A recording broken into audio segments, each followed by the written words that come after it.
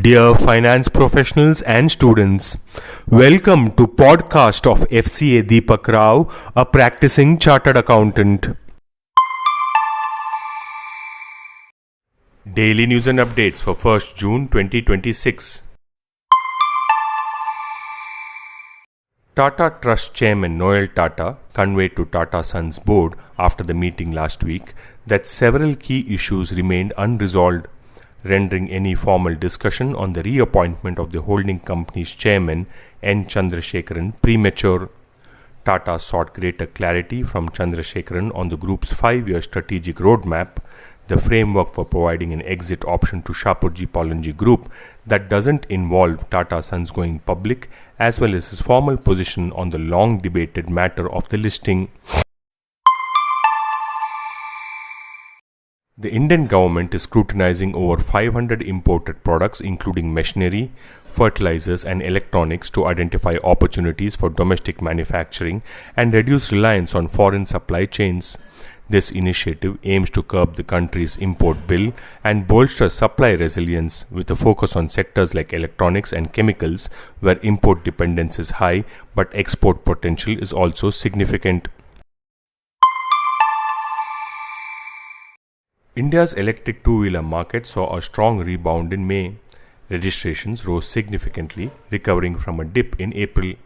Major players like TVS Motor and Bajaj Auto reported higher sales. Ather Energy and Hero MotoCorp also saw an increase. Ola Electric is working to regain market share and plans to enter the commercial segment. Artificial intelligence is becoming more expensive as companies rethink their initial embrace. The era of subsidized intelligence is ending, with rising costs for AI agents and computing power. Businesses are now seeking smarter spending strategies, exploring open source models and specialized AI to manage expenses. Mumbai's residential property market continued to show strong economic momentum in May 2026, with home registrations touching the highest level for the month in 14 years and generating over Rs 1,051 crore in stamp duty revenue for the Maharashtra government.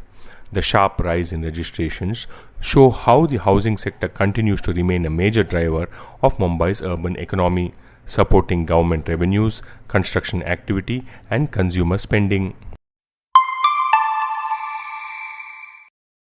The broking market is dominated by established players such as Zerodha, Grow, Upstocks, Angel One and Motilal Oswal, but venture capital investors are backing a new generation of brokerages on the belief that the next phase of growth will be driven less by market access and more by helping investors decide what to buy and trade.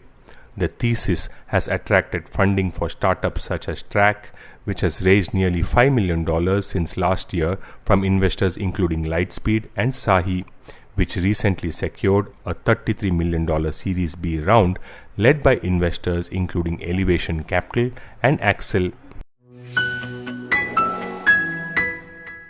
This podcast is sponsored by Sound of CA. We share because we care. Vande Mataram, Jai Hind.